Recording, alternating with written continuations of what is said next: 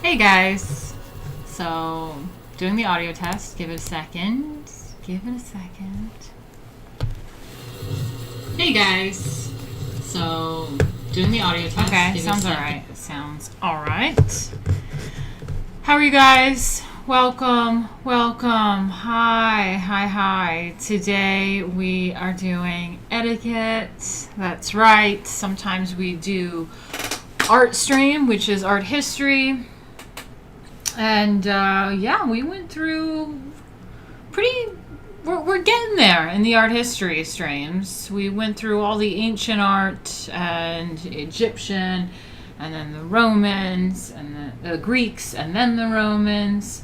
And we are now working our way in the Byzantine Empire. And actually, we just finished that. And then when it went from pagan to Christian, and the Christianity art in Greece there, and then Islam took over. So this new religion of Islam then took over. So that's where we're at. Next chapter is Islamic art.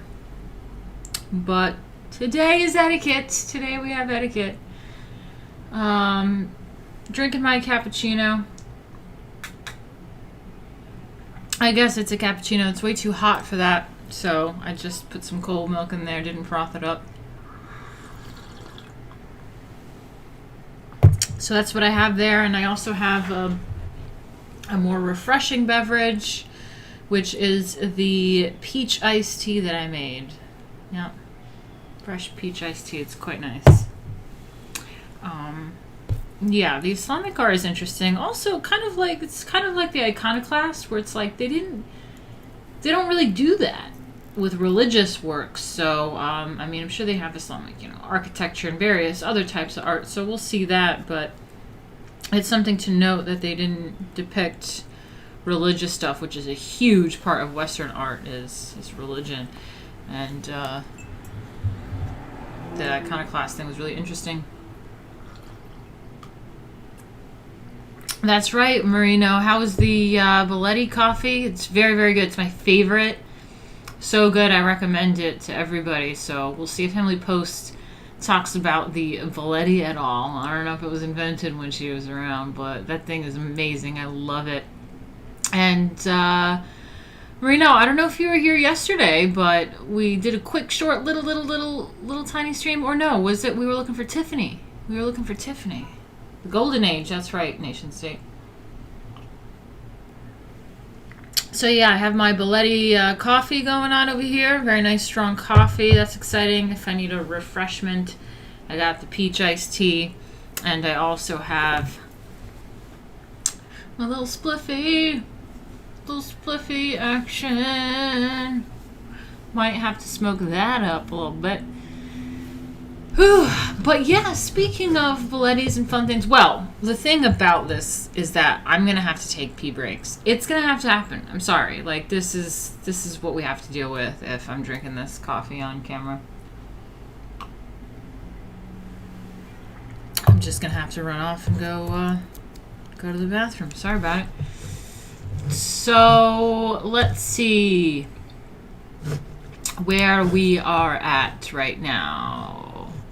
This thing is super tiny, so I can't really look at it very well, but I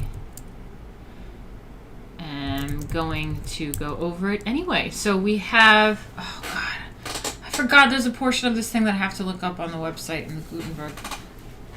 All right, so we have chapter 16. I'll light this up for this, baby.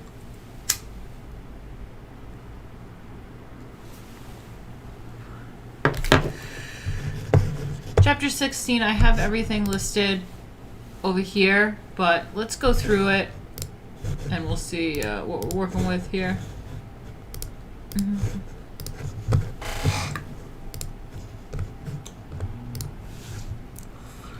So chapter 16 is luncheons, breakfasts, and suppers. How fun. There are the invitations. And this is why I was saying, oh fuck, I have to look something up, because you see how like it's yeah, not right the way that this is all spaced and organized. I'm not sure what's going on with ebooks, but that gets all jumbled up and I have to go on the HTML site to see the formatting and what they're actually trying to do. It's actually quite difficult to read like that as well, so it's kind of annoying, but yeah. Oh fuck, speaking of difficult to read, I was gonna look over some of this stuff before I went live, so that I read much better to you guys. And as you can see again, here it is all fucked up looking, so I'm going to have to find the HTML page for this chapter. But yeah, this is about invitations. Something that's really interesting about the etiquette, though, that you'll notice the recurring theme is invitations, and they have some sort of invitation for everything, and that's quite interesting if you think about it in modern times, because sure, maybe we don't do written things that much anymore, but they still have ways of inviting. I mean, nowadays all written is email. I mean, it's the same thing as a written letter, and I know people will beg to differ with that, but in reality, it is. It's our written notes. It's more formal that way for us nowadays, anyway. And yeah, there's that, and there's phone calls, and they sometimes bring up invitations via phone call in here. So we'll see. But anyway, then there is the formal luncheon of today, which is in 1922 when this was published. So can't wait to see what's going on there. There is the table. So if you remember, last chapter was formal dinner. So let's check out what the dinner table for a luncheon is. And then we have the Service of Luncheon. Remember the service for dinner, and just basic service is a very important tenet that is in this book. Then there is the lunch menu. It's exciting to go through. I ate, thank God, so I'm not going to be super hungry looking at that. Luncheon Beverages, how exciting. Details of etiquette at luncheons. Wow. Okay, and then there is what the servants wear. Still got servants for a luncheon.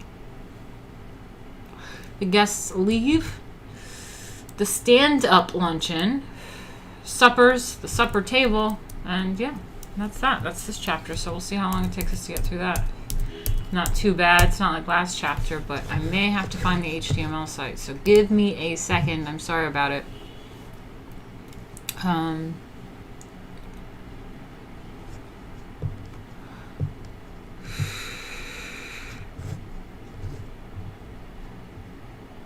Be Letty. All right, you guys are always correcting my pronunciation. Sorry about it. Okay, let me find this Gutenberg.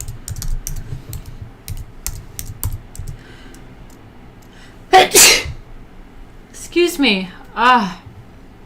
Okay. Whew. Emily. I should have this saved somewhere. I don't know where it is saved.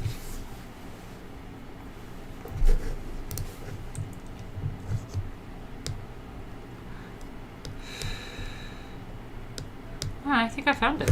Alright, let's pop this baby out.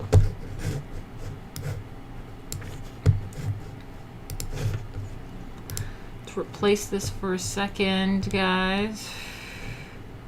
Window capture. Switching it over to Google. There we go. And lift this up a little bit for you. So this is in the Gutenberg Press. Gutenberg.org, and you can get this copyright free. I'm going to put this baby out right now. I think I'm sufficiently high. Okay, and so yeah, oh God, you guys know how I love the chapter, the introduction chapter, and what is best society, the introductions. Yeah, that is great. Do they have also in there, I believe in there is the thing that I like to read to you guys as well about the imitation and the genuine. But where are we? We did introductions, greetings, salutations of courtesy on the street and in public, at public gatherings, conversation, words, phrases, and pronunciation, something I need help with, one's position in the community, cards and visits, invitations, acceptances, and regrets, the well-appointed house, teas, and other afternoon parties. Super fun. I love a good tea party. Formal dinners and dinner giving with limited equipment, luncheons, breakfasts, and suppers. That's where we're at. Okay. All right, there we go. Now we can see the invitations much better. Should have done that, I think, for some of the other chapters as well. But let me see how much I can read this, how well I can read this. Oh, and also, before I begin this, I forgot to chill a little bit, guys. It's been really, really bad for me this month so far. I'm really kind of stressed about rent. And, this is what I have to do. So if you guys have your regular jobs and you have a few bucks that you can spare, I really depend on you. You can always help me reach my goal for the week, and you can do that by going to this link that's up there. It's streamlabs.com/Martina Markota TV, and it really helps a lot. Thank you so much. Okay.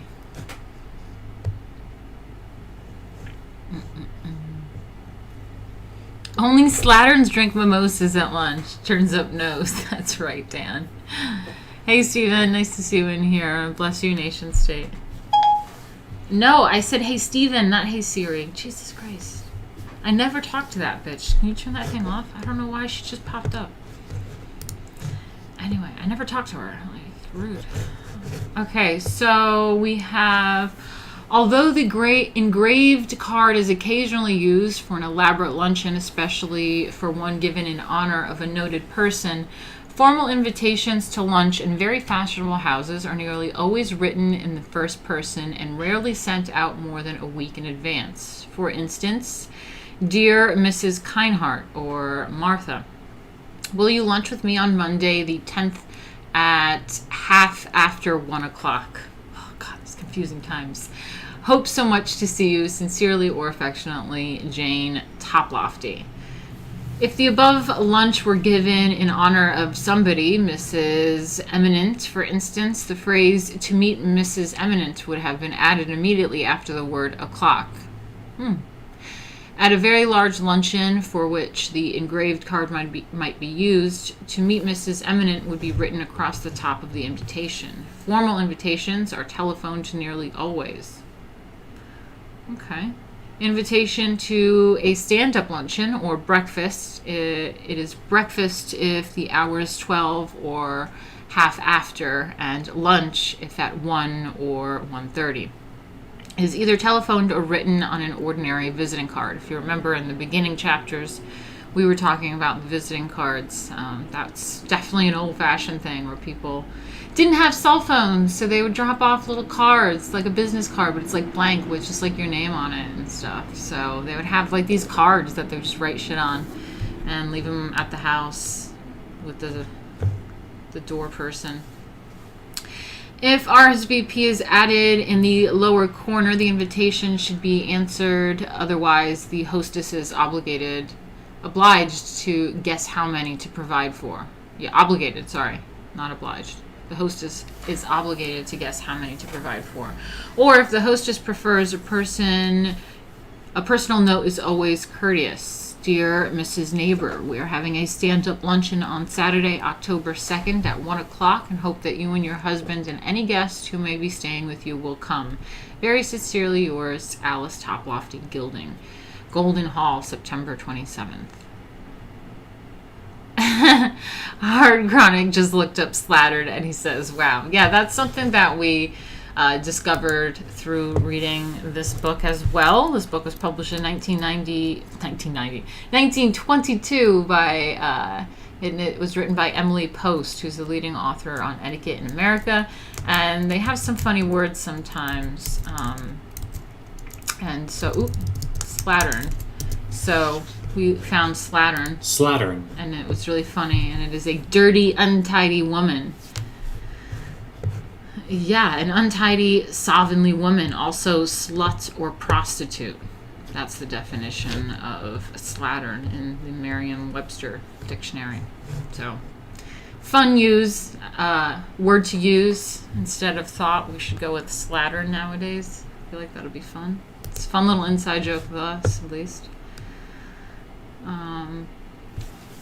A personal note always exacts a reply, which may, however, be telephoned unless the invitation was worded in the formal third person. A written answer is more polite if the hostess is somewhat a stranger to you.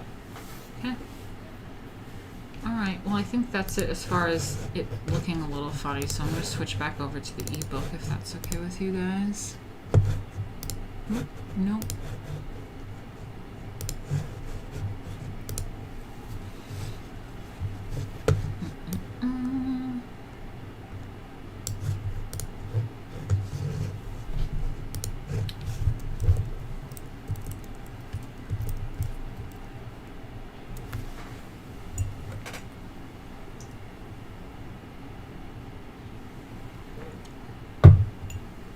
Okay, so the formal luncheon of today. Let's see what the formal luncheon of today was in 1922, shall we?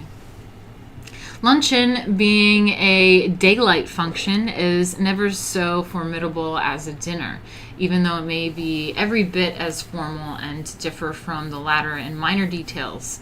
Luncheons are generally given by and for ladies, but it is not unusual, especially in summer places or in town on Saturday or Sunday, to include an equal number of gentlemen. So ladies who lunch is definitely a trad thing. You know, ladies going out and interesting. Definitely a barbecue for men, and like lunchtime barbecue is a manly thing, I would say, for sure. No matter how large or formal a luncheon may be, there is rarely a chauffeur on the sidewalk or a carpet or an awning. If you remembered at the dinner parties, there was the chauffeur, there's the someone outside, there's someone ready, there's a carpet ready to be rolled out, there is all sorts of stuff, and an awning. But the hostess, instead of receiving at the door, sits usually in the center of the room in some place that has an unobstructed approach from the door. Each guest coming into the room is preceded by the butler to within a short speaking distance of the hostess, where he announces the new arrival's name. Okay, so they still announce at a luncheon, and then stands aside. Where there is a waitress instead of a butler, guests greet the hostess unannounced. Okay. The hostess rises, or if standing, takes a step forward, shakes hands, and says, "I'm so glad to see you," or "I'm delighted to see you," or "How do you do?" How do you do? I love that. Slatterns seem to be in greater abundance nowadays. That's right. Where is Tiffany Marino? Okay, so anyway, where are we? When the butler or waitress has... Oh, yeah, no, we're at how do you do? How do you do? She then waits for a second or two to see if the guest who has just come in speaks to anyone. If not, she makes the necessary introduction. It's all about making your guests feel comfortable. When the butler or waitress has counted heads and knows the guests have arrived, he or she enters the room, bows to the hostess, and says, "Luncheon is served, madame." If there is a guest of honor, the hostess leads the way to the dining room, walking beside her. Otherwise, the guests go in twos or threes, or even singly, just as they happen to come, except that the very young make way for the elders, and gentlemen stroll in with those they happen to be talking to, or if alone, fill in the rear. Okay, you get that? This is another pet peeve of mine about modern society, is that people are always having like the kids be like the guests of honor, which is totally backwards. The kids need to like back the fuck up for the adults. Okay, this is not a kid's world. Okay, this is something totally twisted, because when I was a kid, it was all about the adults, and you definitely were not the priority as the kid. And now that I'm an adult, it's like, oh, make way for the children everywhere. And it's like, what the fuck? I'm the adult now. Like, time for the children to have respect for the elders, okay? I'm the elder now. This is what's happening.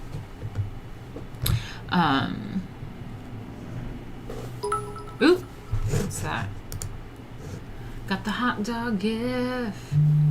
All right. Finally, a donation. $3 from Stephen and Sue. Thank you. Thank you so much, dear. Nice to see ya.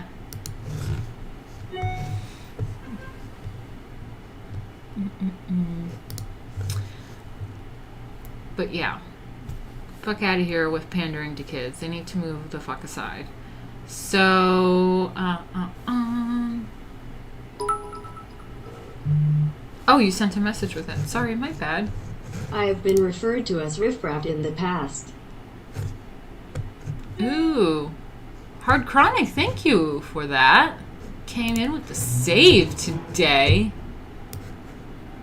Cool. Let me check the message. Hold up. Okay, so Stephen is who said, "Here's some money. I know it's not much, but I have an $84 phone bill due at the end of the month." Oh, man, damn, that sucks. Get straight talk, man. That's what I get, straight talk. Pay as you go, pretty much. No contract, and there's no weird bills. It's just standard flat rate. You pay, you get what you pay for, and it's pretty good. I have like unlimited everything really for like, I don't know, $60 a month or something. But anyway, thank you so much. And yeah, only give if you have it. So like, don't like, I'm not telling you to fucking struggle just on my behalf, because I'm struggling. But if you have it, it really means a lot. And you know what? The $3 does does help. So thank you. Sometimes I need $3 out there, you know what I mean? And Hard Chronic, thank you so much. Really, really fucking means a lot. Says, I've been referred to as a riffraff in the past. Yeah, especially as a kid. A riffraff. Kids riffraffing, you know? Okay. Let's get back to it, shall we?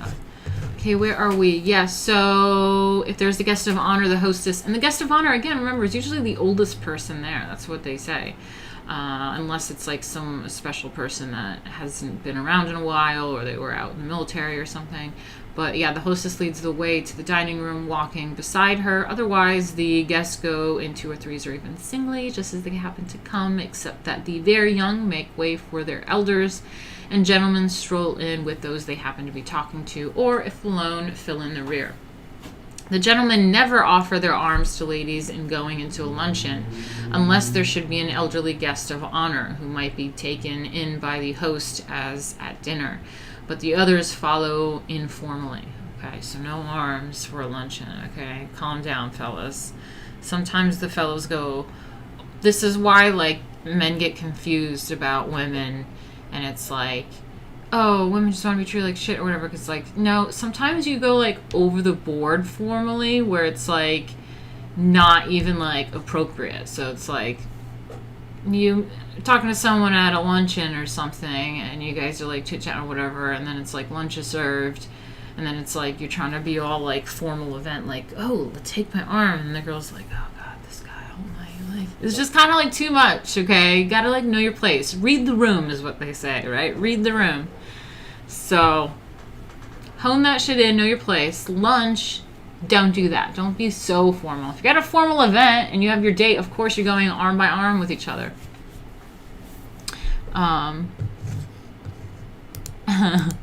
Dan says, forget that. I'm escorting, if I'm escorting a lady, I'm giving her my arm. Maybe if you guys went together, it's not that awkward, but I don't know. He said it's not that formal. Just walk in together, man. It's fine. Wait, where are we at? Okay, the table. Candles have no place on a lunch or breakfast table and are used only where a dining room is unfortunately without daylight. Candles always go for a dinner table, though. Also, a plain damask tablecloth, which must always be put on top of a thick table felt, is correct for dinner but not for luncheon. The traditional lunch table is bare, which does not mean actually bare at all, but that it has a centerpiece, either round or rectangular or square, with placemats to match, made in literally unrestricted varieties of linen, needlework, and lace. The centerpiece is anywhere from 30 inches to 1.5 yards square on a square around table, and from half a yard to 1 yard by length in proportion to the length of a rectangular table. The placemats are round or square or rectangular to match and are put at the places. I mean, that all just reminds me, I feel like some of my Twitter lady friends would actually love that. Some of them do needlework, and they know about lacing and needlework and stuff like that. I really don't know what's what with it, but some of my lady friends are into that kind of trad stuff, so that's interesting, even though I'm just gobbledygook reading right through that, and we're all probably like, whatever, that's not like the funny bit or the good bit or the interesting bit. It is interesting for some people out there, so that's pretty cool. I get it. Needlework is cool. It's kind of like old-fashioned, but here it is, like, coming full circle again. Like, it's trad. It's, like, probably kind of cool. Who would put candles on a luncheon table? Laughing my ass off. See, even Jay Wills understand how absurd it is to have candles at a lunch table. That's what I mean about the men, like, overdoing it sometimes. It's, like, putting candles on a lunch table and, like, and it's just kind of like, it's, like, kind of becoming a turn off because it's, like, a little bit ridiculous, you know? Just be chill. Just, like, have a fun little luncheon, you know? Chill. Dan says, quickly takes candles off lunch table sheepishly. Oh, that's funny. All right. Where are we at? Even I know that's absurd, says Jay. Even little Jay, who's like 22 years old, knows that's absurd and is a video game nerd. Totally uncouth and uncultured, though.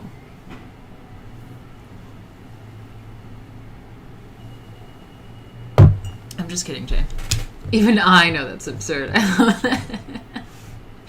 I love that. Okay. Okay, where are we at?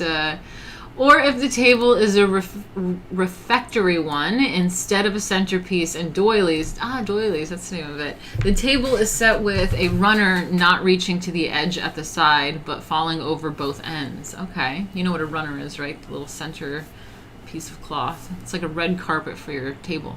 Or there may be a tablecloth made to fit the top of the table to within an inch or two of its edge. Occasionally there is a real cloth that hangs over like a dinner cloth, but it always has a lace or open work and is made of fine linen so that the table shows through. Okay, so that's an interesting point. Is that I think the main point that they're making here is that a luncheon table is like bare with its tablecloth. So instead of like that heavy like table linen or like something that dangles over or whatever, like they said for the dinner. See, these things like aren't necessarily, I mean, for us right now going through it, most of the stuff isn't going to be like we have to memorize it all unless like you're going to a formal dinner and you're like, dude, I'm going to a formal dinner, I'm kind of nervous, like what do I do or whatever, or how's it going to be? And you know, there's certain like etiquettes that you know how to kind of engage and interact with people. You can always just look it up. It's kind of like, oh, let's look up that chapter or whatever. Or weddings or invitations or whatever, you can just like look it up. But I think some of the things that we go through in here, I mean, especially the things like introductions or what have you, there are some little details that I feel like are beneficial that you just like innately pick up. Like one of those things that like once you hear it, it kind of like it stays in you and you kind of, it like changes you. So I feel like there's those little things that we can pick up from this, but a lot of the stuff is like things like we don't, how many luncheons are we going to, or like formal dinners and shit. So until like that time comes, for the most part, a lot of the stuff you just put away. So that's why I refer back to things. Okay. Mr. Repurpose, I don't know why the gift didn't go off yet. Maybe it'll happen late. Thank you for the $5. Oh, thank you. It really means a lot. And he said, so no candles. What is appropriate on the lunch table? Okay, let's go. Let's get back into it. So, the point is you have it kind of bare or a tablecloth that has the table showing through. So something that is like that knitted stuff, things that you could see, or very sheer things you could see the table like through. So that's an interesting point about the lunch table. And the decorations of the table are practically the same as for dinner. Flowers, a silver ornament, or epergen in the center. Let me see what that is. Hold up. An ornamental centerpiece for a dining table, typically used for holding fruit or flowers. Oh, cool. I want to see it, though. Let me look it up. Let me look this up. Cool. Let me show you guys.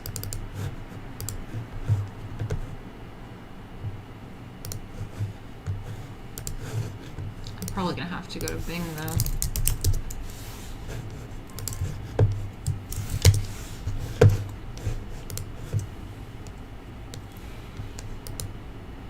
Cool.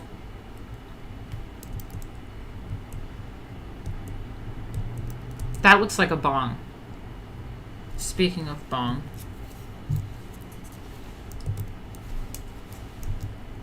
Anyway, that's what you still have that for a lunch. For lunch table, dinner, a luncheon. Let's go back to the book.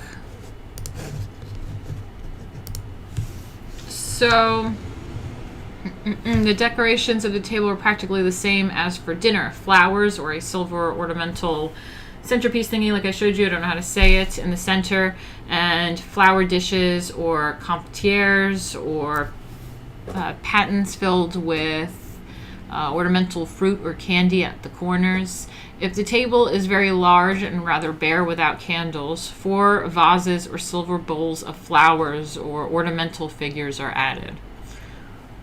Okay. If the center ornament is of porcelain, 4 porcelain figures to match have at least a logical reason for their presence. I'm sorry, let me say that again. If the center ornament is of porcelain, 4 porcelain figures to match have at least a logical reason for their presence. Or a bisque garden set of vases and balustrades with small flowers and vines put in the vases to look as though they were growing. Okay. Flowers out the decorate. Oh, excuse me. I didn't finish that sentence. Let's read that again. Okay. So if the central ornament is of porcelain, 4 porcelain figures to match have at least a logical reason for their presence. Or a bisque garden set of vases and balustrades with small flowers and vines put in the vases to look as though they were growing. Follows out the decoration. Yeah, okay. Most people, however, like a sparsely ornamented table. The places are set as for dinner with a place plate, 3 forks, 2 knives, and a small spoon. The lunch napkin, which should match the table linen, is much smaller than the dinner napkin. Oh, I didn't know that. And is not folded quite the same. It is folded like a handkerchief in only 4 folds, 4 thicknesses. The square is laid on the place plate diagonally with the monogrammed or embroidered corner pointing down toward the edge of the table. The upper corner is then turned sharply under in a flat crease for about a quarter of its diagonal length. Then the 2 sides are rolled loosely under, making a short pillow effect, laid sideways with a straight top edge and a pointed lower edge, and the monogram displayed in the center. Another feature of luncheon service, which is always omitted at dinner, is the bread and butter plates. Cool. So that whole folding the napkin thing too, I think if you've done catering or like proper professional service, like proper serving industry, then you probably know about doing the napkin like that. I think I used to know how to do a napkin. Not necessarily a difference between a lunch and dinner napkin, but like they told us how to fucking fold that shit. When people like mess that shit up.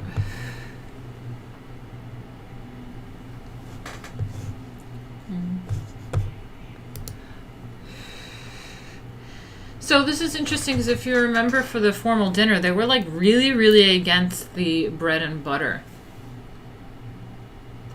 which is really interesting. They were like, that is not for formal dinner. So here we are where the bread and butter plate appears.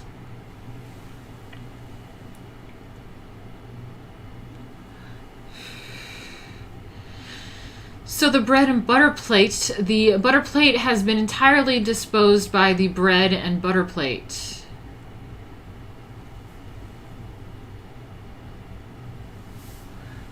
Hold on. Let me reread this. The butter plate has been entirely disposed by the bread and butter plate, which is part of the luncheon service always, as well as of breakfast and supper. It is a very small plate, about 5.5 to 6.5 inches in diameter, and is put in the left side of each place just beyond the forks. My trick, like I showed you guys before about the drinks, is if you go like this, and you do this with your hands, you see one side is a B and the other is a D. So this is where your bread goes and this is where your drink goes. So whenever you're at a table and everyone's looking, oh, which glass is mine? What's going on here? You go like that, and this is a B, bread. It's your bread plate right there. D, that's your drink. Your glass is right there. Little trick.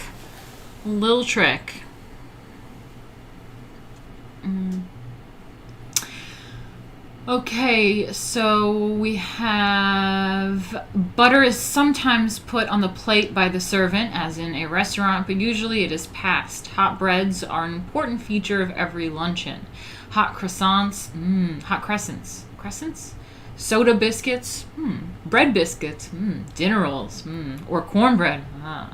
The latter baked in small pans like pie plates, 4 inches in diameter.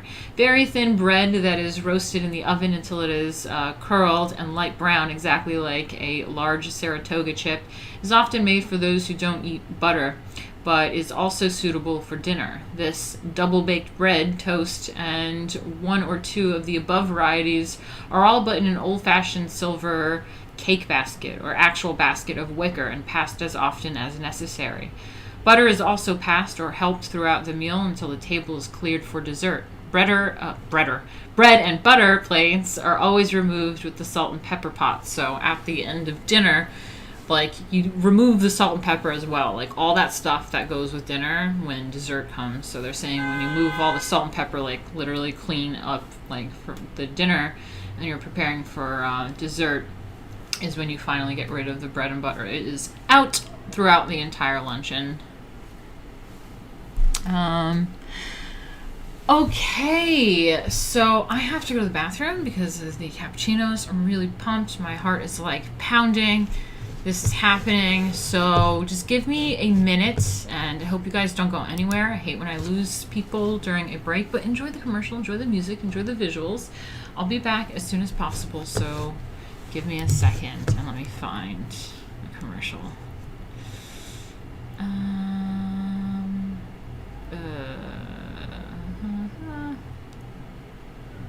Where is a commercial? Comic intro. I think that's it. All right, I'll see you guys in a minute.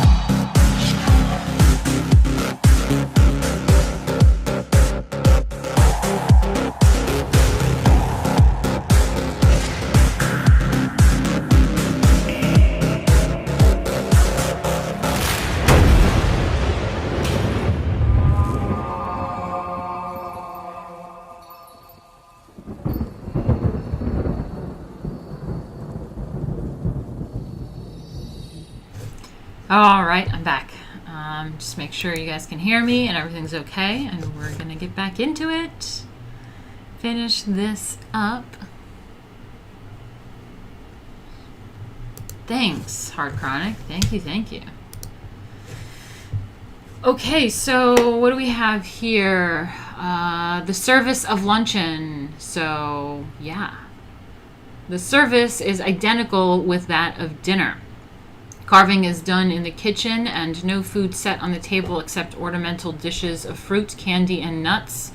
The plate service is also the same as dinner. The places are never left plateless except after salad, when the table is cleared and crumbed for dessert. Remember when they scoop up all the crumbs with the little silver thing?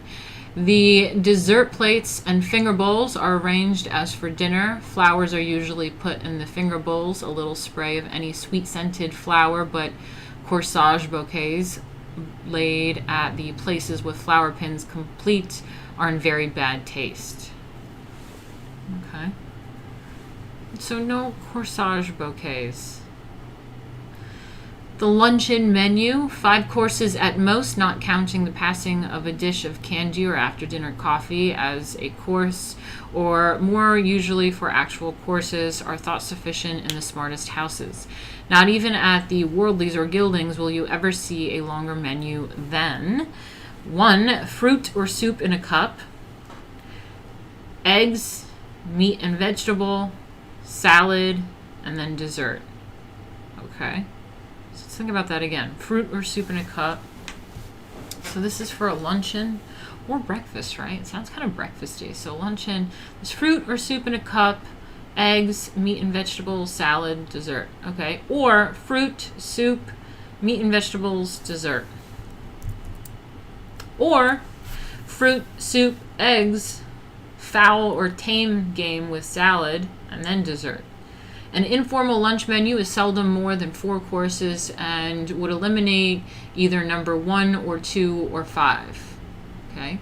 The most popular fruit course is a, gotta look this up, is a, let's figure out how to say that.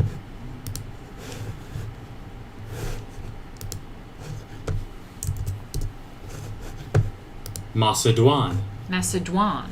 Macédoine. All right, let's share what the Macédoine is with you guys. Macédoine.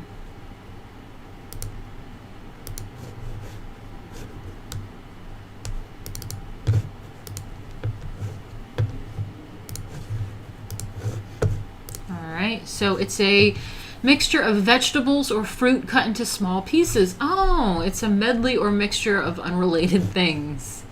Oh, cool. Do Bing.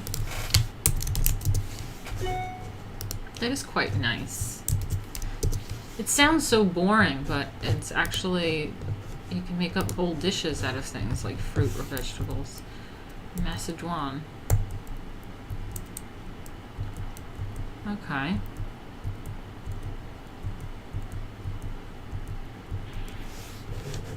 Let me see a fruit Macédoine.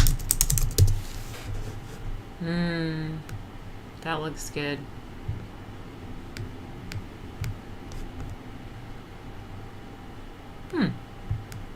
Learn something new every day. Macédoine. Cool.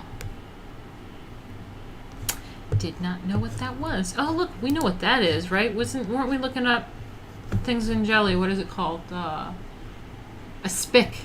It's a fruit aspic. Strawberry aspic there. See all the fun things we get to learn. Alrighty. Macédoine.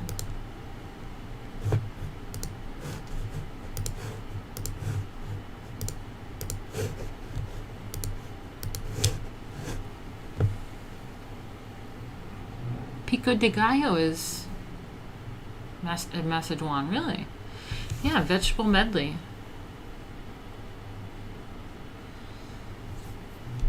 Macédoine. Jay. Macédoine.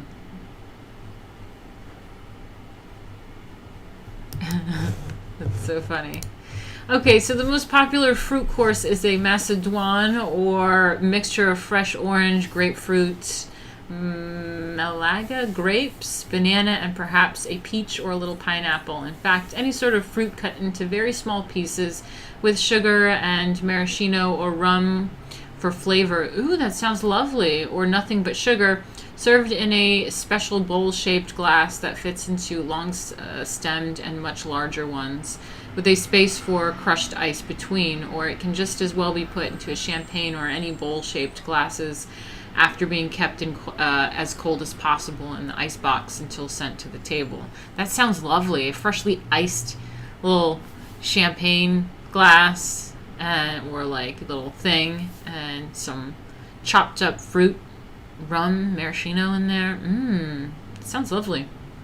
If the first course is grapefruit, I do love grapefruit. It is cut across in half and sections cut free, and all dividing skin and seeds taken out with a sharp vegetable knife, and sugar put in and left standing for an hour or so. A slice of melon is served plain. No, when someone says, watching this series and realizing how far standards have fallen is quite astonishing. Yeah, I mean, I hope you've been around for a while and seen like a lot of these, like, it's been some crazy things that we've gone over in this stuff. I love it. Okay, if the first course is grapefruit, oh no, melon is served plain. Soup at luncheon, or at a wedding breakfast or a ball supper is never served in soup plates, but in two-handled cups. Oh, I've seen those. And is eaten with a teaspoon or bouillon spoon. Bouillon spoon. It is limited to a few varieties, either chicken or clam broth with a spoonful of whipped cream on top, or a bouillon or green turtle, or strained chicken or tomato broth, or in summertime, a cold bouillon or broth. I do love a gazpacho. What is a vegetable knife? Picture? Do you really want me to look it up? I'll look it up. I will look up a vegetable knife. It's a pain in the ass though, so I don't know. Vegetable knife. It's just a knife, yeah. I don't know. Let me see if there's like a definition for it. It looks like a regular knife. I think it's just what they call like one of those chopping knives that they just, it's in the kitchen. So most of the time you're just chopping vegetables and shit with it. Yeah. I think it's just one of those regular kitchen knives that you always see them like going with a vegetable knife. Okay.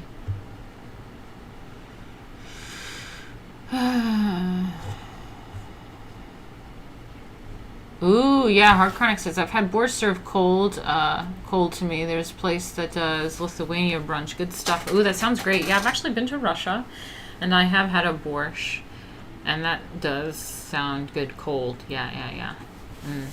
I do like gazpacho, like cold soups. Where are we? So, lunch party egg dishes must number 100 varieties. Eggs that are substantial in rich, such as eggs Benedict, or stuffed with pâté de foie gras, and the mushroom sauce, Think about eggs stuffed with foie gras and mushroom sauce, pâté de foie gras and mushroom sauce. Oh, that sounds so good. Eggs Benedict. So all those heavy egg dishes should then be balanced by a simple meat such as broiled chicken and salad, combining meat and salad courses in one. On the other hand, should you have a light egg course, like eggs surprise, you could have meat and vegetables and plain salad, or an elaborate salad and no dessert. Or with fruit and soup, omit eggs, especially if there is to be an aspic with salad. The menu of an informal luncheon, if it does not leave out a course, at least chooses simpler dishes. A bouillon or broth, shirred eggs, or an omelet, or scrambled eggs on toast, which has first been spread with a pâté or meat puree, then chicken or a chop with vegetables, a salad of plain lettuce with crackers and cheese, and a pudding or pie or any other family dessert. Or broiled chicken croquettes, or an aspic is served with the salad in a very hot weather. While cold food is both appropriate and palatable, no meal should ever be chosen without at least one course of hot food. Many people dislike cold food, and it disagrees with others, but if you offer your guests soup or even tea or chocolate, it would then do to have the rest of the meal cold. You gotta go, Dan. Okay. Well, I will see. Ah, you're taking your little girls. That's so nice. Great, great. Yeah, that's right, Reggie. Foie gras is banned in certain places. It was banned in a place that I was performing at one time, a venue. And I was really confused. It's a place called The Back Room, and it's kind of like a speakeasy joint, and they serve you cocktails in, like, teacups and stuff, and there's, like, this, like, secret back room beyond the, like, library, like, bookcase.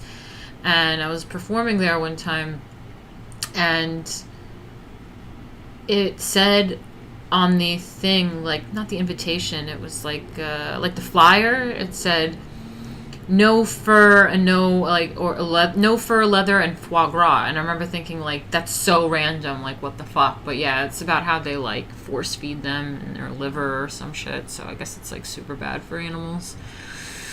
Hi, Mighty Noodle, nice to see you, nice to see you. I like foie gras. I'm sorry. I know people might hate that, whatever. I mean, it's not like I sit there and order it all the time, but I have eaten it. I have enjoyed it. It's pretty good, whatever. I don't know. If it's around, I'll eat it. Not going my way to order it. But I just wonder who's, like, walking around with foie gras in, like, a container and taking it to a venue to eat. Like, oh yeah, I packed my lunch for tonight's show that's happening in the middle of the night, and it's a foie gras. Like, what? Like, who is bringing foie gras to the back room? Yeah, I love pate. Pate is so good. Yeah. Okay, so yeah, having that balanced menu is good. And I mean, I think that's something, I'm going to write that down, but I think that's something I'm going to go over to is vintage recipes, because there are just some interesting things, man, that we used to eat that is just not fashionable anymore. I mean, we learned about aspic and all sorts of stuff. I think it's pretty interesting. Let me just check that.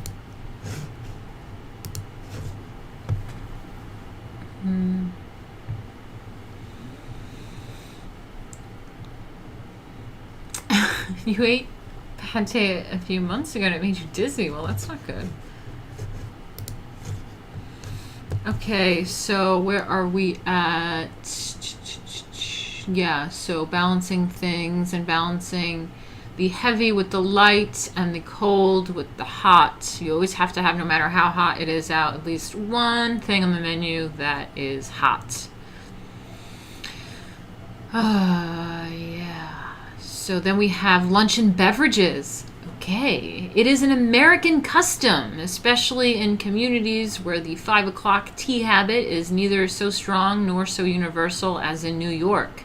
For the lady of a house to have the tea set up before her at the table, not only when alone, but when having friends luncheoning informally with her, and to pour tea, coffee, or chocolate.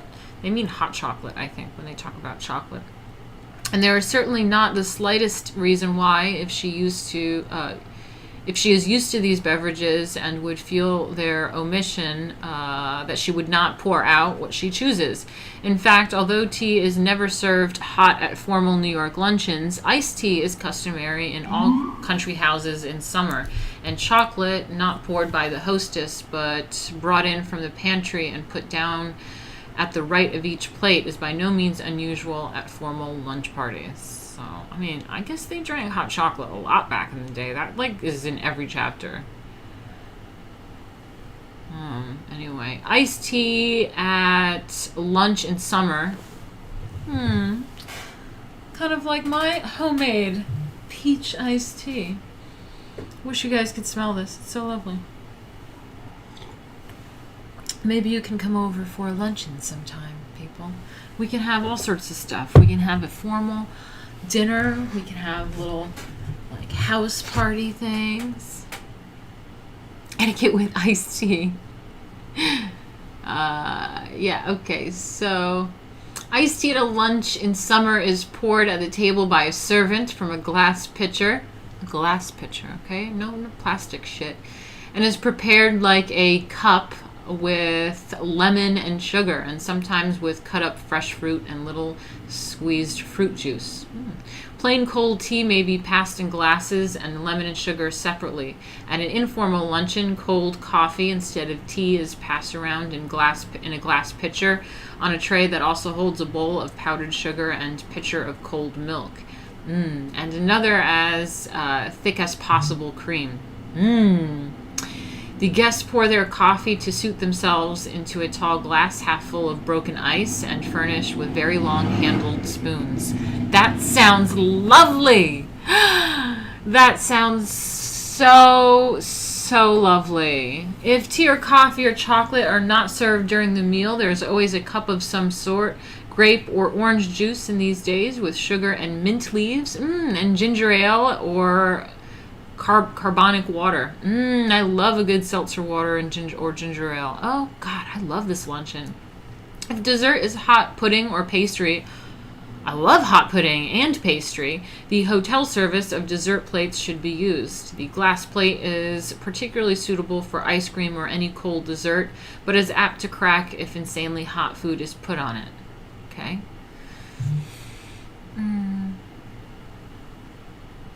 So, yeah. Cool. That's interesting. You guys have anything to say? And also, don't forget, guys, I'm at 36.8%. Do you think we can maybe get it to 50% today? That would be great. And you can always help me do that by going to streamlabs.com/Martina Markota TV if you are enjoying this and we're having fun and you have a few bucks to give. This is why I do it. Streamlabs.com/Martina Markota TV.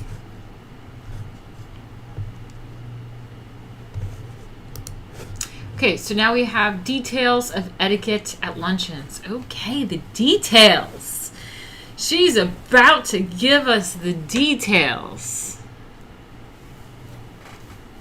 So, gentlemen leave their coats, hats, sticks in the hall. Ladies leave heavy outer wraps in the hall or dressing room, but always go into the drawing room with their hats and gloves on. Okay.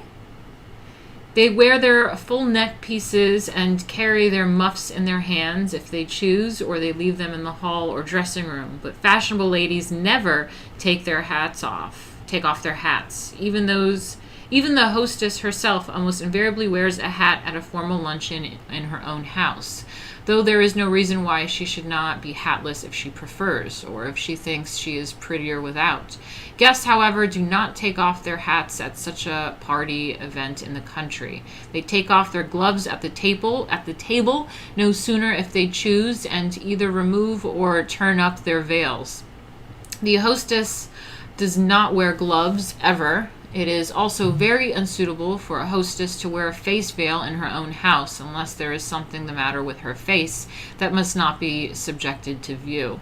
A hostess in a veil does not give her guests the impression of veiled beauty, but on the contrary.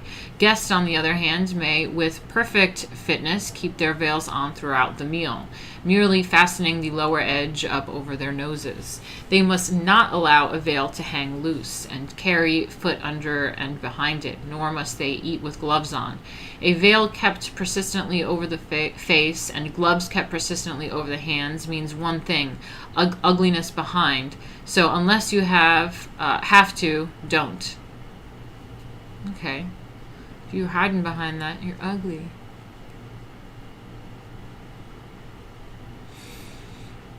Emily Poe's gonna drop those receipts. I hate when guys wear shades and hats inside. That's another good point. Kind of like LA douchebags and stuff. It's like you're not being cool by being indoors and wearing like a hat and like glasses on inside or whatever. Like, take those fucking sunglasses off, you douche. Ugh. Okay. Never be ugly. Yeah, that's right. When they are wearing the glasses and a hat, it's because they're like ugly. Oh my god, so true. And insecure. So unless you have to, don't. The wearing of elaborate dresses at luncheons has gone entirely out of fashion, and yet one does once in a while see an occasional lady, rarely a New Yorker, who outshines a bird of paradise and a jeweler's window. Okay, but New York women of distinction wear rather simple clothes, simple meaning untrimmed, not expensive. Very conspicuous clothes are chosen either by the new rich to assure themselves of their own elegance, which is utterly lacking, or by the muttons dressed lamb fashion to assure themselves of their own youth, which, alas, is gone. Oh my God, Emily Post. Emily fucking Post calling out to the frauds. Calling out the frauds. Okay, let me just read that again. The wearing of elaborate dresses at luncheons has gone entirely out of fashion, and yet one does once in a while see an occasional lady, rarely a New Yorker, who outshines a bird of paradise and a jeweler's window. But New York women of distinction wear rather simple clothes, simple meaning untrimmed, not inexpensive. Okay, simple meaning untrimmed, not inexpensive. Very conspicuous clothes are chosen either by the new rich to assure themselves of their own elegance, which is utterly lacking, or by the muttons dressed lamb fashion to assure themselves of their own youth, which, alas, is gone. Ooh! Fire!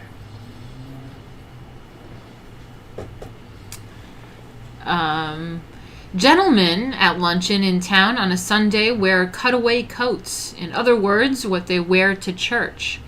On a Saturday, they wear their business suits, sack coats with either stiff or pleated bosom shirts, and a starched collar. In the country, they wear country clothes. Okay, country clothes. All right, I guess that's what men wear. Let's read that again. Gentlemen at luncheon in town on a Sunday wear cutaway coats. In other words, what they wear to church. On a Saturday, they wear their business suits, sack coat with either stiff or pleated bosom shirts, and a starched collar. In the country, they wear country clothes. Okay, pretty simple. All right. Okay, look at this little table. At an informal dinner, the table appointments are equally fine and beautiful, though possibly not quite so rare. Okay. This is an informal dinner. Because I was going to say, I see candles. Okay, we're not talking about the luncheon anymore. Okay, well, that's a dinner table. Okay. What the servants wear. A butler wears his morning clothes, cutaway coat, gray striped trousers, high black waistcoat, black tie. A hired waiter wears a dress suit, but never a butler in a smart house. He does not put on his evening clothes until after 6 o'clock. In a smart house, the footmen wear their dress liveries, and a waitress and other maids wear their best uniforms. Okay. Guessing country clothes are tweed. That sounds about right. Yeah, I love tweed. The guests leave. The usual lunch hour is 1:30. By 2:45, the last guest is invariably gone, unless, of course, it is a bridge luncheon or for some other reason they are staying longer. From half an hour to 3/4 at the table, and from 20 minutes to half an hour's conversation afterwards means that by 2:30, if luncheon was prompt, guests begin leaving. Once in a while, especially at a mixed luncheon where perhaps talented people are persuaded to become entertainers, the audience stays for hours. But such parties are so out of the usual that they have nothing to do with the ordinary procedure, which is to leave about 20 minutes after the end of the meal. Damn, just 20 minutes. Fuck. All right. I mean, it makes sense. You got to move on with your day. What are you going to do? Like, party all night? The details for leaving are also the same for dinners. One lady rises and says goodbye. The hostess rises and shakes hands and rings a bell if necessary for the servants to be in the hall to open the door. When one guest gets up to go, the others invariably follow. They say goodbye and thank you so much. Okay. Or at a little luncheon, intimate friends often stay on indefinitely, but when luncheoning with an acquaintance, one should never stay a moment longer than the other guests. The guest who sit on and on, unless earnestly pressed to do so, is wanting to act and social. Sorry. The guest who sits on and on, unless earnestly pressed to do so, is wanting in tact and social sense. If a hostess invites a stranger who might by any chance prove a barnacle, remember that word, she can provide for the contingency by instructing her butler or waitress to tell her when her car is at the door. Oh shit, pushing her out. She then says, I have to have a car announced because I have an appointment at the doctor's. Do wait while I put on my things. I shall only be a moment, and I can take you whenever you want to go. This expedient should not be used when a hostess has leisure to sit at home, but on the other hand, a guest should never create an awkward situation for her hostess by staying too long. Yeah, get the fuck out of there. Okay? In the country where people live miles apart, they naturally stay somewhat longer than in town. Okay, that makes sense. Or 2 or 3 intimate friends who perhaps, especially in the country, come to spend the day, are not bound by rules of etiquette, but by the rules of their own and their house's personal preference. They take off their hats, They take off their hats or not as they choose, and they bring their sewing or knitting and sit all day, or they go out and play games. And in other ways, they behave as house guests rather than visitors at luncheon. The only rule about such an informal gathering as this is that no one should ever go and spend the day and make herself at home unless she is in the house of a really very intimate friend or relative, or unless she has been especially and specifically invited to do that very thing. Barnacle is a hanger-on. Wow, great correlations. Barnacle. Huh. Is it really? Is it a stage 5 clinger? Barnacle.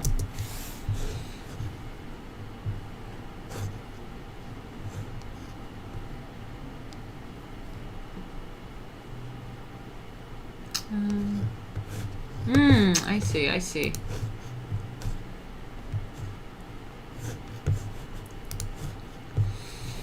It's like the thing at the bottom of the ocean or some shit. It like clings onto something. Okay. Okay, yeah, so basically in the country, you kind of like can hang out with them all day, but only do that if you're really close to them and were specifically asked to do so. Otherwise, you're being really annoying. Okay, the stand-up luncheon.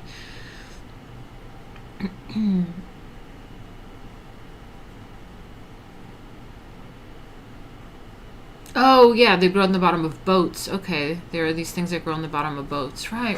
Okay, cool. Yeah, I just looked up a picture of it. It looks pretty crazy.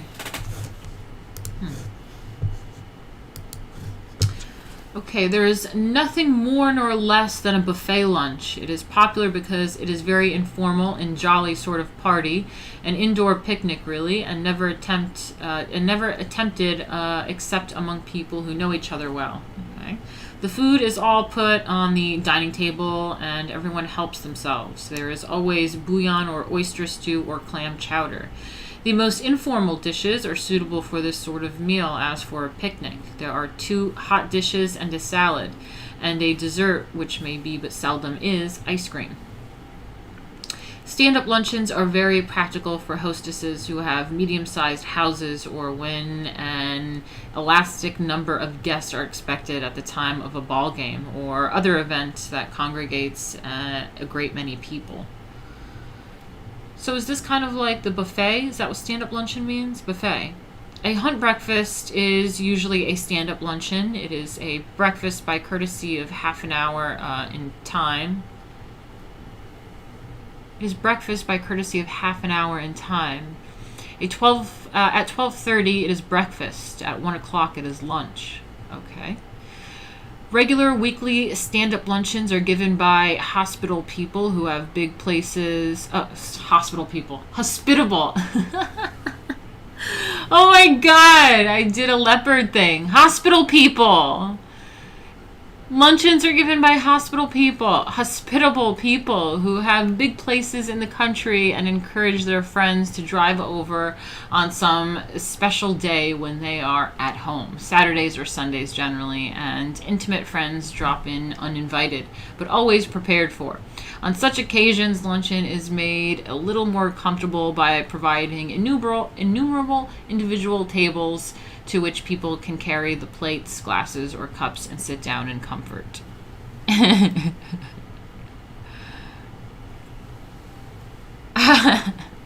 knew Jay would love the hospital people.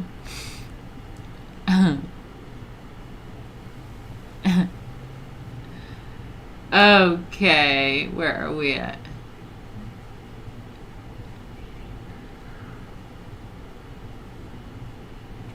Alright, so suppers. Supper is the most intimate meal there is. Oh, like the Last Supper. Oh, it's a supper. It's intimate. We are good friends. We are family. Supper. Supper is the most intimate meal there is, and since none but family or closest friends are ever included, invitations are invariably by word of mouth. The atmosphere of a luncheon is often formal, but informal luncheons and suppers differ in nothing except day and evening lights and clothes. Strangers are occasionally invited to informal luncheons, but only intimate friends are bidden to supper. Oh, that is so cute. The supper table. The table is set as to places and napery exactly like the lunch table, with the addition of candlesticks or candelabra as at dinner. Where supper differs from the usual lunch table is that in front of the hostess is a big silver tea tray with full silver service for tea or cocoa or chocolate or breakfast coffee. Most often chocolate or cocoa and either tea or coffee. At the host end of the table, there is perhaps a chafing dish, that is, if the host fancies himself a cook. A number of people whose establishments are not very large have very informal Sunday night suppers on their servants' Sundays out and forage for themselves. The table is left set. Cold dish of something and salad are left in the icebox. The ingredients for one or two chafing dish specialties are also left ready. At supper time, a member of the family and possibly an intimate friend or two carry the dishes to the table and make hot toast on a toaster. This kind of supper is, in fact, as well as spirit, an indoor picnic, thought to be the greatest fun by the kind hearts, but little appreciated by the gildings, which brings it down with so many other social customs to a mere matter of personal taste. Aww. Supper. How cute. Well, that was chapter 16 on luncheons and informal dinners and suppers. So, wow. Wow. And that was about 1 hour and 23 minutes that we did that in.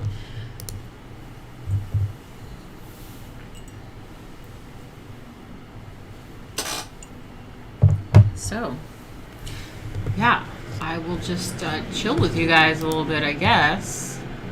I do have to go to the bathroom, but let me check on you guys. Soul Drift says, a large tray to hold all the barbecue ribs and coleslaw with a baked potato to place on a plastic coffee table and lawn chair in the 100-degree heat.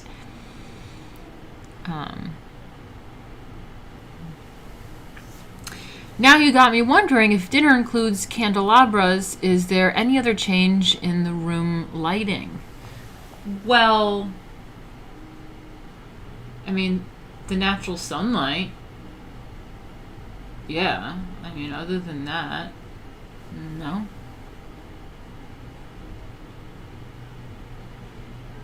Yeah, I don't know. So,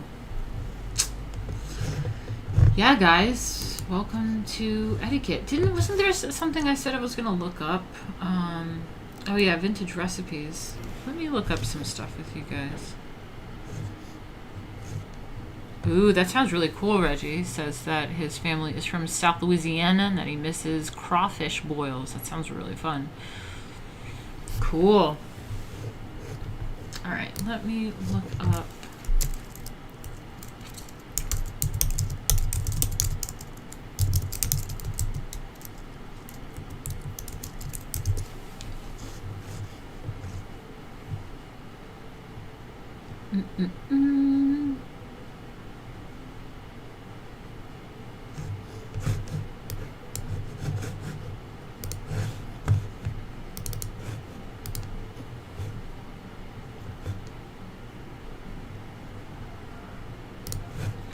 I'm just looking up 20s right now because that's when the book was, and they have some really interesting stuff back then. But there is also stuff from like the 50s that are kind of cool. Oops, spelled that wrong.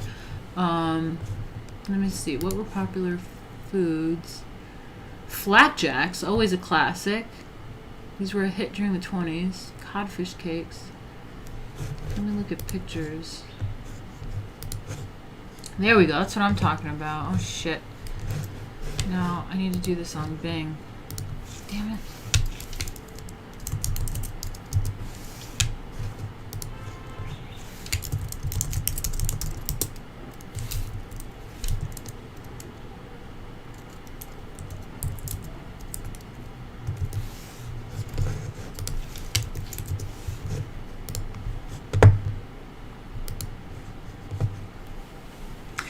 Orange cupcakes, that's not so weird. Rich chocolate cake, strawberry puffs. Ooh, those look really good.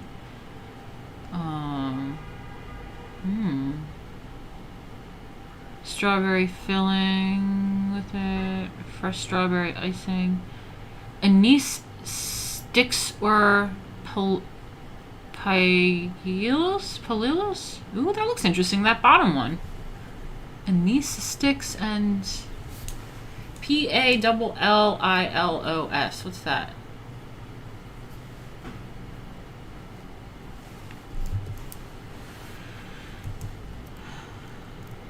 Let's see. Sponge cake. That's pretty good. Upside down cake. That looks pretty good. These look pretty classic. Butter cakes. Oh, this reminds me actually too. But a relative of mine said that he knows like someone that died fairly recently that was like the grandfather of cake designing. And there was this video that I was watching about him. It was pretty awesome. I wanted to share it with you guys. Maple coconut candy. Coconut candy? Potato coconut candy. Okay. Peach pudding. Happy New Year's recipe. Why are these all desserts? I want to see some savory dishes. Baked potatoes and cheese. Baked rice and cheese.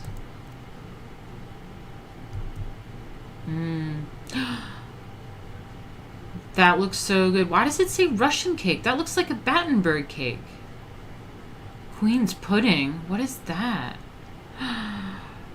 Rice gratouille? What's that? Raspberry gratouille? That Russian cake. That's a Battenberg cake. Because I love Battenberg. Ribbon jelly. Raspberry cream. Russian salad. Rhubarb flan. What? Raspberry fool. That looks pretty cool. Ooh. What's mazzola?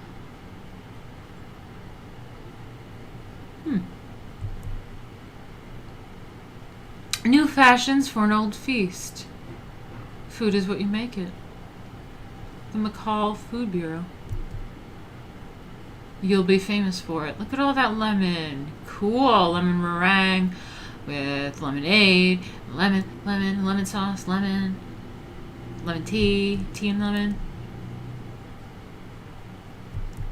Cool. The Art of Baking Bread. That's a really cool design. I'm going to save that. I like that. Ooh.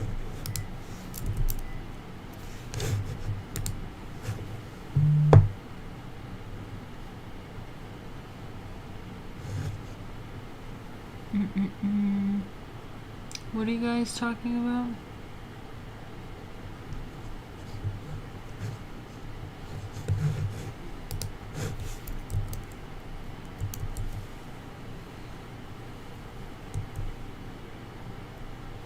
Jam souffle.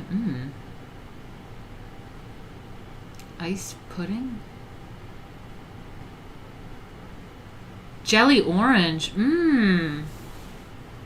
Ham souffle. Jelly fingers. Jelly trifle.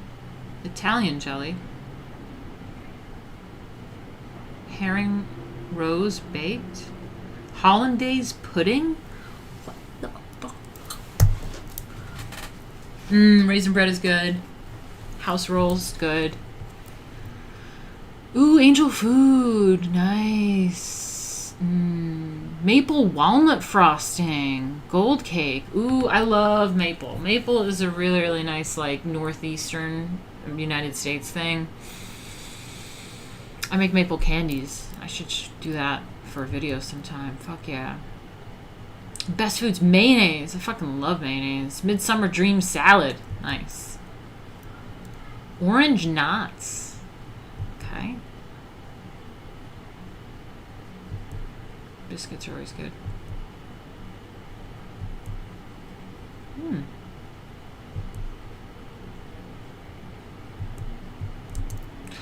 Is this stuffed peppers? That's like a Croatian thing, man. We make some stuffed peppers. That's very Slavic thing to make. That's like what Bubba... That's what my Bubba made like yesterday. Bubba and the stuffed peppers. Panettone Royal? Okay. Torta di caffè e frutta. Okay. A rare raisin pie. That actually looks really good. I don't know if Jack is watching this, but that looks like that, like Eccles cake. Do you guys know what Eccles is? Damn, that looks so good. I'm going to save that too. If there are British people in here, maybe you can relay the message to the Americans, but like the Eccles cake, God, it was like a raisin pie. It was so fucking good. So good. Toast that shit up. Yes. White bread. I like that advice that it gives. It says, hold on, I'm screenshotting this. Every time you bake at home, you save 1/2 of what it costs to buy your bread. Okay, but what about the time you save? Plain rolls with bread dough. Don't let a bake day pass without making these light, delicious rolls, easily made with bread dough. Cool, that looks delicious. Fuck, now I want to start baking. I want to bake. Peach gratin, peach trifle, pear mold, peach cups, pears a la Ricardo, pineapple trifle, peach blancmange, pink pancakes, pheasant roast, prawns in aspic. Ah, there's the aspic. Polo cakes. Prawns in aspic. Look at that, guys. Dude, did everybody have those dishes or what? I had those exact same dishes.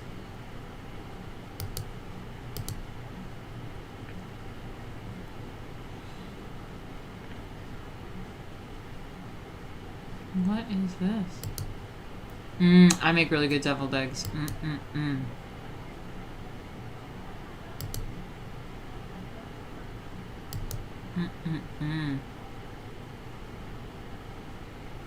Is this just raisin and milk? Did they just eat it like cereal? I don't know about that. I don't know about that one.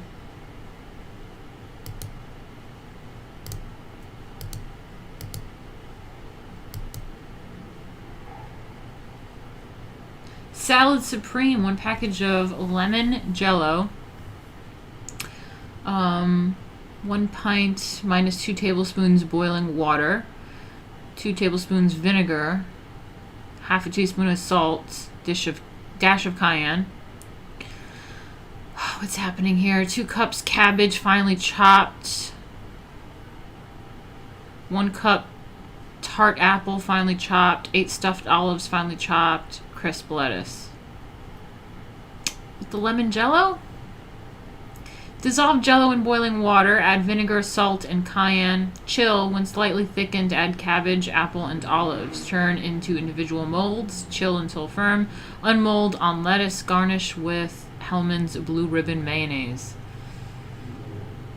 I don't know, man. I'm willing to try it and make it and share it with you guys, but I don't know how I feel about a spick. Just saying. I don't know how I feel about this jello shit. Yeah, I don't know about that.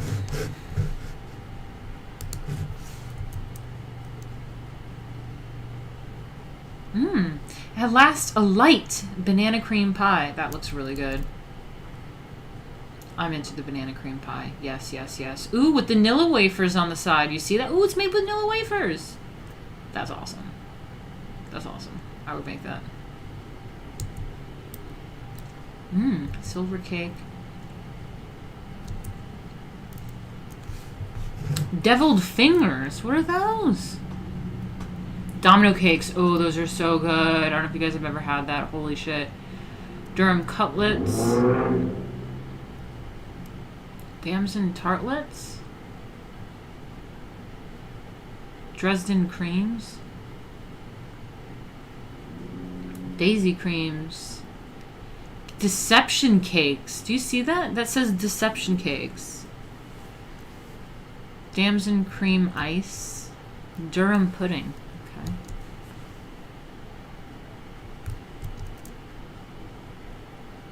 Egg mold. Easter cakes. Egg. I don't know. Some sort of egg and looks like olive thing.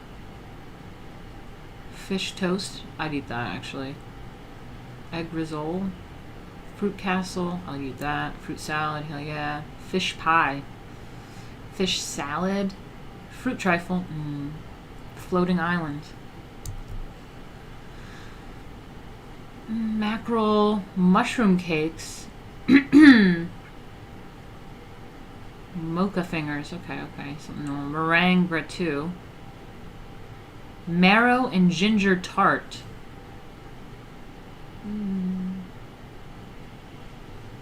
Mousse à la Russe. Do you see that? It says mousse à la Russe. Milk jelly. Okay. Mousse à la Russe.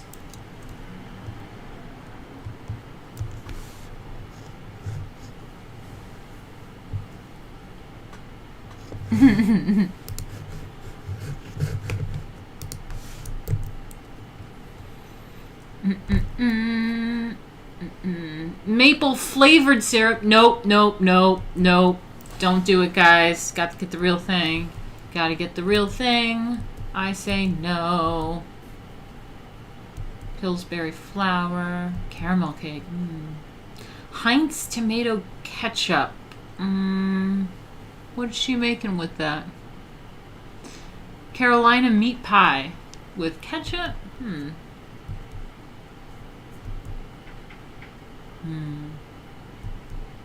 That looks so nice. I'm gonna save that.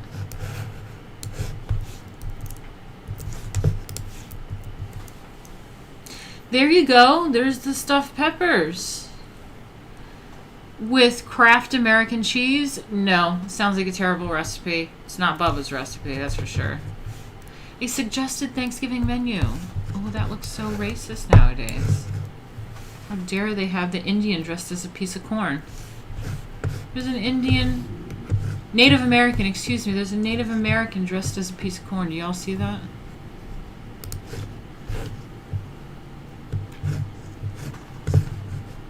Moose a la ruse. Mustard pickles, sweet tomato pickles, mustard pickles.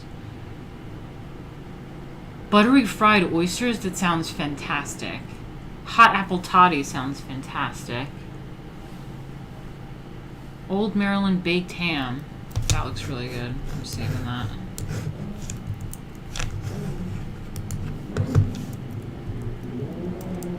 Pancakes.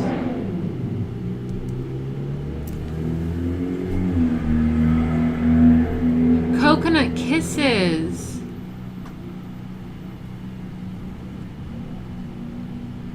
Crab salad. Crepinettes. Crepinettes. Crab toast. Crustades? Crustades. Crustades? It's like the Crusades. Cornflower muffins, hell yes. Chocolate souffle, okay, I'll take it. Curry crustades. Stuffed mushrooms are fantastic.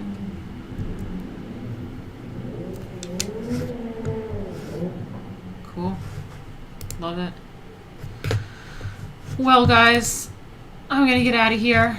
Nothing's happening, so we're switching it out, and I'll see you guys probably tomorrow. I'll try. But I'm a little stressed about what I'm gonna do. Crustader magazine. Yeah, I'm a little stressed. Streaming has been doing so great lately. Crab toast is only one step away from prawn toast. Is that even a thing? I know. You always are coming when I'm wrapping up, but you can always feel free to, like, I don't know, watch it later if you want. But fuck, we were just going over Luncheons. We just did Etiquette Luncheons, and it led us into some vintage recipes because we were going over the menus and things, and the Luncheon Menu was quite interesting. And yeah, man. A lot of gelatin back in the day. I don't know what they were doing with that, but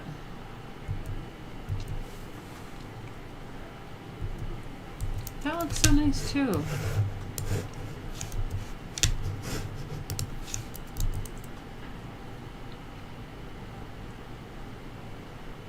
It's really remarkable what a good cook can do with walnuts. Just add, and it's so easy, just add walnuts. You put it in the stuffed pepper. Open sandwiches, walnut and salmon salad. Oh God, more of the aspic. Walnut marshmallow delight. Okay, I like marshmallow. Walnut maple cake. Okay, walnut maple is totally fine.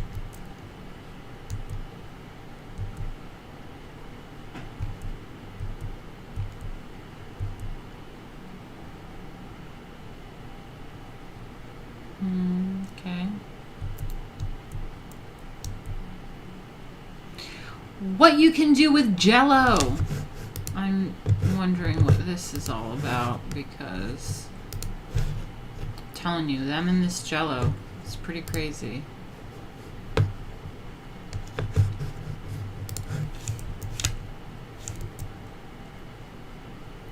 Lemonade roll.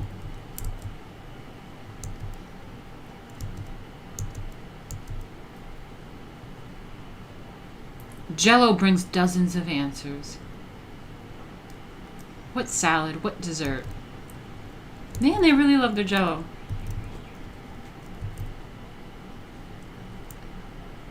It's an interesting ad, actually.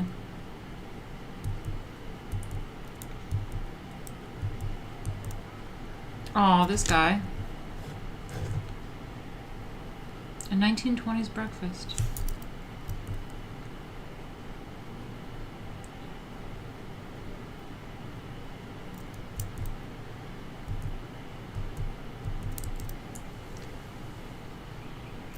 What do we have here? Pears and rice is number 1. pears and rice. Number 2 is Queen Mab pudding. Number 3 is plum pudding. Okay, I'd eat that. I actually like plums. 4 is a trifle. This looks very British.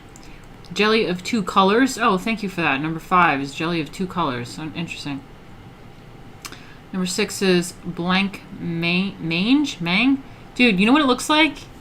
It looks like blank man. Blank. B-L-A-N-C. Blanc. Black man. Blank man. Number 6. And then number 7 is chantilly basket. Chantilly basket. Okay. And number 8 is oranges and jelly.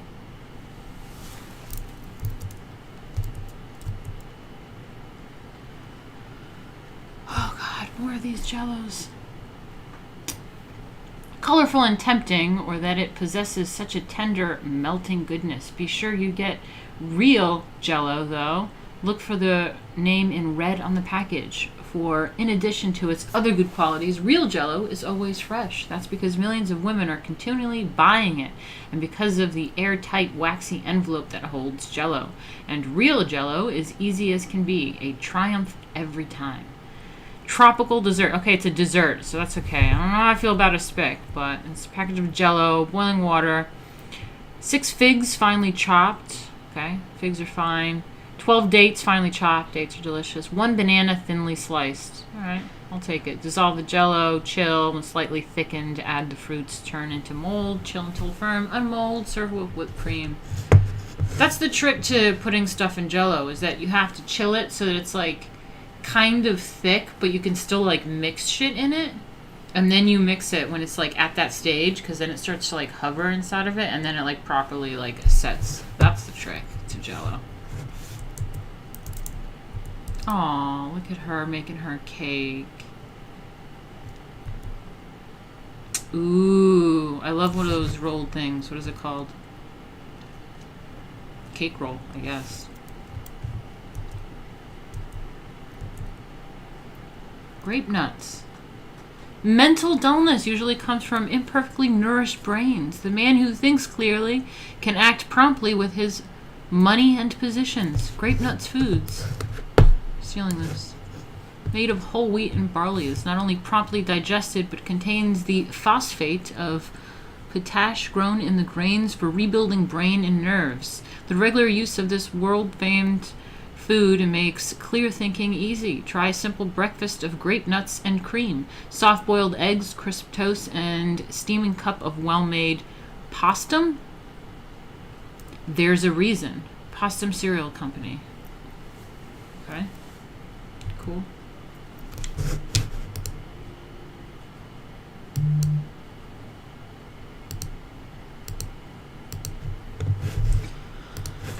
All right.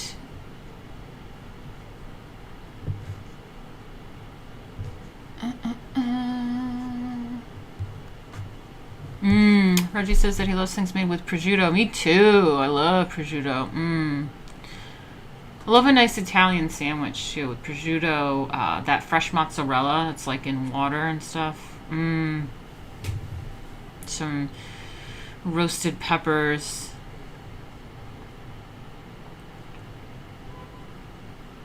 Black man.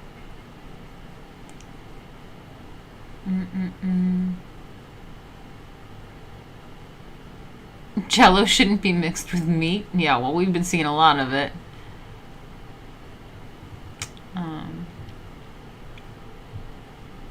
Grape nuts contain neither grapes nor nuts. Ah, thanks guys for, okay, Zombie says that roll is a Bûche de Noël is the roll. Cool. Yeah, I'll flip through a little bit, but I gotta go to the bathroom and I gotta be out of here. Pure leaf lard. Okay. That doesn't look bad, actually. It's like a little pineapple oh, peachy little upside downs. Okay, cute. Peachy little upside downs. Where's like the food, though? Let me look up this.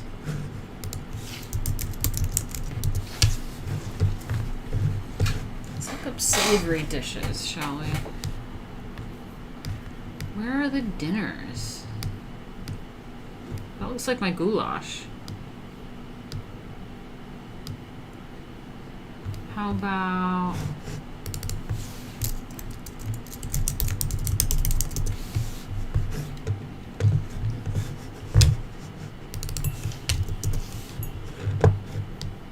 So many desserts. All I see is desserts. Alright, what's this though? We got barded partridge. What's barded mean? Barded partridge. Roast partridge number 2. Oh, I don't even see numbers above. I think that's on the right is a roast partridge. Roast Surrey fowls. Larded guinea fowl. Roast pivers. Stuffed capon a la mayonnaise. Roast gosling. Roast pigeon. Okay, so just birds. Lots of birds. Okay, cool. Simple dinner menus. Jellied chicken bouillon. Oh, God. What is with them jellying things? Jellied chicken bouillon. Okay, I guess. Steamed halibut hollandaise sauce. That sounds good. I would eat that. Sorry, my glasses are like sitting oddly, which makes them like do weird things. Hot biscuit, I'll take it, especially with the hollandaise sauce. Prime ribs of beef, horseradish, I'll take it. Yorkshire pudding, here we go. Another day in Yorkshire pudding is mentioned. Really cool. It's really good. Fresh asparagus, sweet potatoes and apples. Oh, that sounds good. Golden pudding, salted nuts and coffee. Sounds great.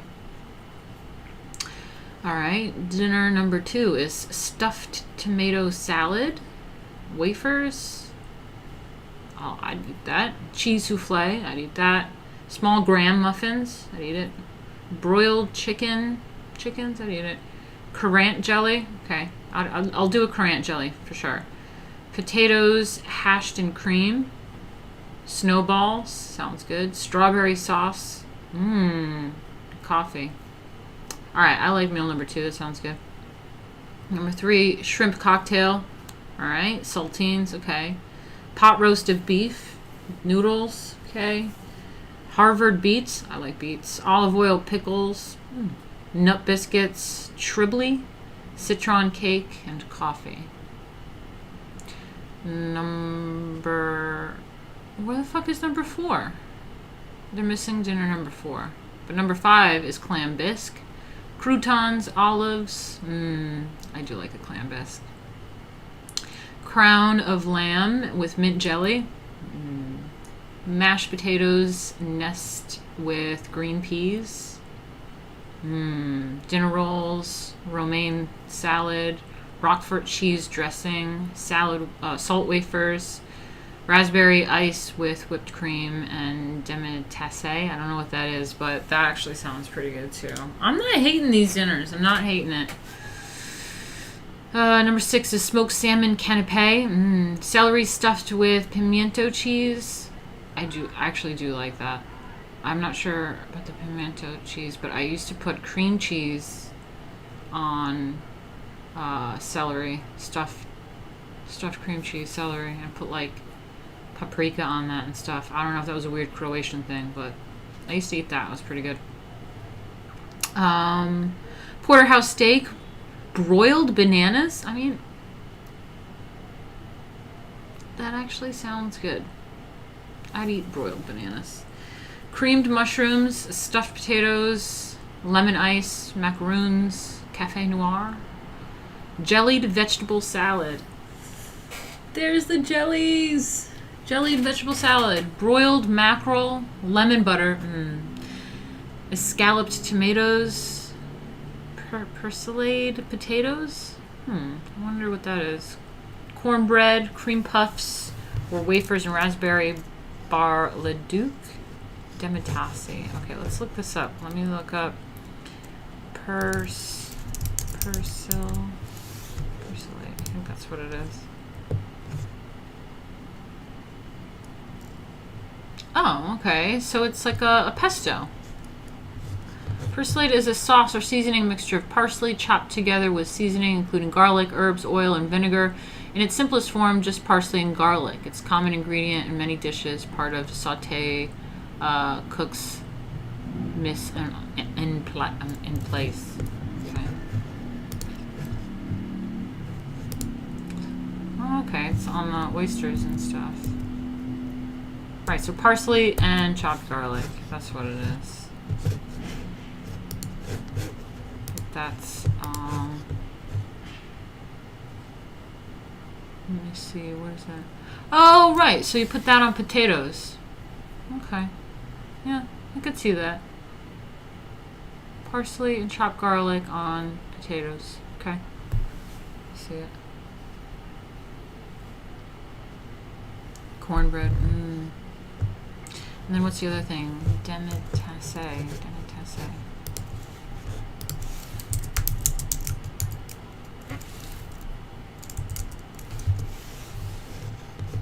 Demi-tasse. Oh. Well. Let's see. Mushy dessert.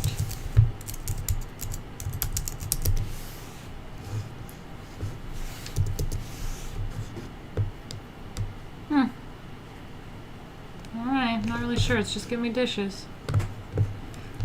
Interesting. What you can do with Jell-O. I want some of those Black Fang Jell-O.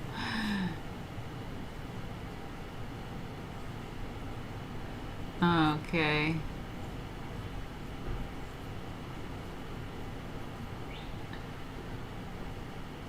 Alright. Well, I will see you guys tomorrow, I guess, because nothing's really happening anymore. So I will get out of here and love you guys. Maybe let's get back to some art history tomorrow or something. We'll figure it out. Thank you. I'll see you later. Bye.